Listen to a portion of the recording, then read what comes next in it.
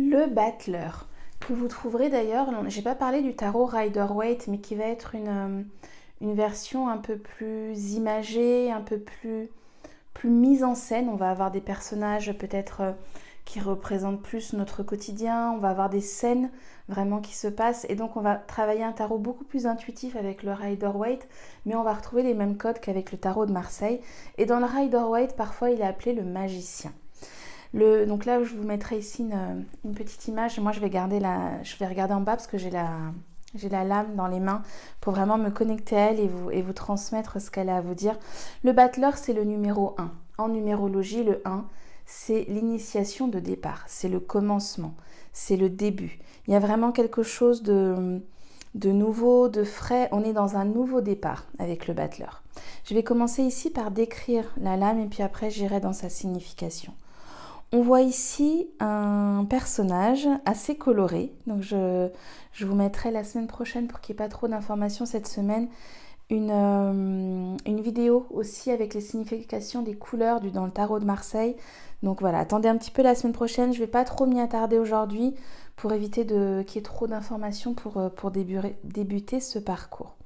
Donc le battleur, il est là, présent, debout, donc il y a vraiment il est prêt à passer à l'action, le battleur, et il est devant une table. Une table d'ailleurs, si vous remarquez, qui n'a que 3 pieds.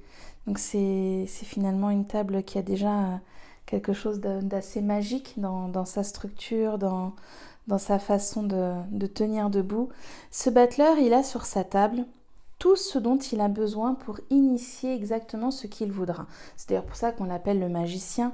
Il a ici sur cette table un couteau qui va représenter les épées. Je vous parlais des épées, de l'air, des idées, de l'intellect, de tout ce qui va être vraiment une partie mentale supérieure. Il a devant lui les coupes qui sont représentées par ce petit godet rouge. Donc on va être là avec la partie intuitive, émotionnelle, relationnelle, créativité des coupes. Il a les deniers qui sont représentés là avec des pièces jaunes et un petit pot jaune qui vont donc nous parler de la terre. Je vous parlais de l'argent, de l'abondance financière, du travail, de tout ce qui va être matière, tout ce qui va être vraiment de l'ordre de... Je le touche et je le matérialise et je le manifeste dans l'énergie de la terre. Et il porte dans sa main une baguette. Eh bien oui, ce magicien, il a la capacité de tout créer, de tout transformer, de tout mettre en place dans la matière. C'est d'ailleurs pour ça qu'il a toute la suite qui s'installe comme ça devant lui. Et avec cette baguette, il représente ici les bâtons, le feu. Il va donc pouvoir impulser l'énergie, mettre toute la passion, toute la force, toute l'action dont il y aura besoin pour pouvoir mettre en place ce nouveau projet, ces nouvelles idées. Il a vraiment tous les outils pour façonner, pour créer son ouvrage en fait. Il redémarre à zéro et là il démarre avec tout ce qu'on lui a légué. Donc ça c'est peut-être ce que vous allez rencontrer cette semaine avec le battleur. Il démarre avec tout ce qu'on lui a légué, donc ça peut être sur le plan karmique, sur le plan transgénérationnel. Il démarre avec un bagage et avec ce bagage, mais ça peut être aussi tout ce qu'il a acquis comme expérience, tout ce qu'il a acquis comme savoir. Il faut savoir que quand on redémarre un cycle en numérologie, quand on redémarre le zodiaque chaque année en astrologie, quand on rentre à nouveau dans la roue de l'année dans le tarot, eh bien, on ne perd pas tout ce qu'on a acquis comme expérience, comme acquis dans la matière. Tout ça, ça fait partie de notre bagage. Donc, il y a du bagage qui peut être plus lourd et dont il va falloir se défaire.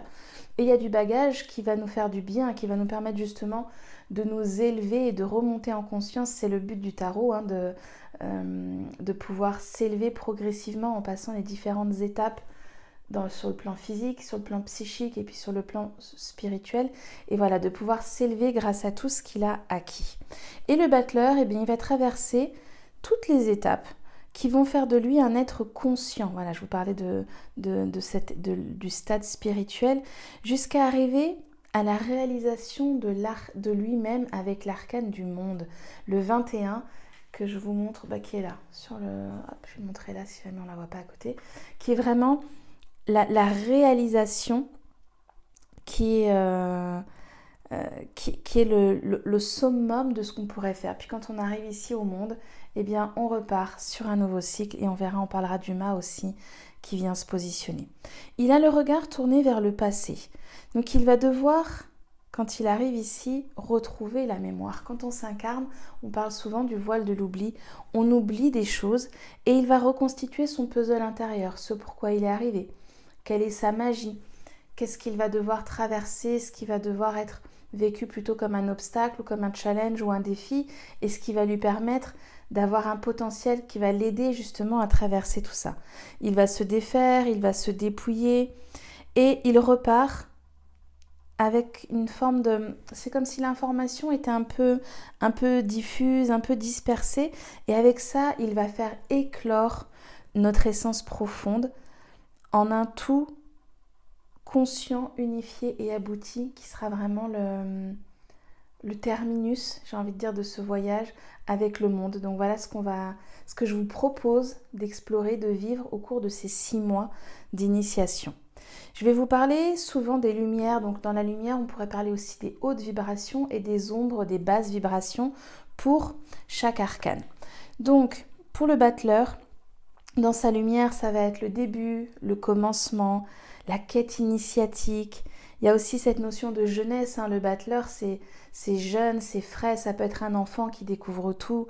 Il y a une curiosité, il y a une créativité énorme et une spontanéité chez le battleur. Dans ses ombres, dans ses basses vibrations, il va pouvoir y aller, et on va pouvoir parler d'immaturité.